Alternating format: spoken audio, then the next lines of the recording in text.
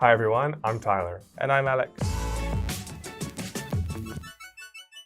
Welcome to Unit 15, Tragedy in Gwangju. When we hear about terrible things happening to other people, we have a tendency to search for ways in which we're different from them. Perhaps they were homeless or addicted to drugs, or perhaps they lived in a country that we would never think of visiting. Maybe they had a profession that was completely different from our own. It's not that we lack compassion, it's just that we're trying to convince ourselves that we are still safe. Tendency. Tendency. However, with the recent tragedy this year in Gwangju, this type of coping mechanism was not available. People just like us were sitting on a bus in broad daylight when a building came crashing down on them. Coping mechanism. Coping mechanism. In broad daylight. In broad daylight.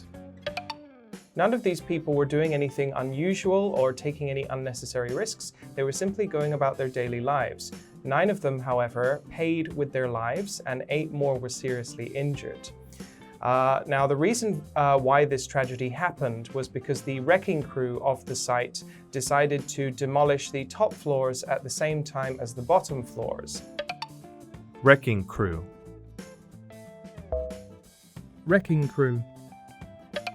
Now, standard operating procedure and quite frankly common sense would suggest that this is a terrible idea. What you're supposed to do is demolish the top floor first and then go floor by floor afterwards to prevent an uncontrolled collapse. However, the crew hoped to get the job done more quickly by taking shortcuts. Take shortcuts. Take shortcuts. Are there many buildings being torn down in your neighborhood? In my particular neighborhood, yes, actually. There is a building that is like maybe 2 doors down from me, which appears to be getting turned into a fancy, from what I can see, it looks like a fancy car park. But maybe they're turning it into something else. Maybe it'll be a gated house. Maybe it'll be some kind of commercial building. I don't know. In my neighborhood as well, there's a lot of construction. There were 2 new apartment buildings within 2 to 3 blocks.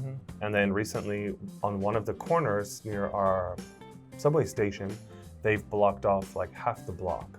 So it looks like they're going to be tearing down those older buildings. Nice. That'll do it for the preview of this unit. We'll see you guys back for the review.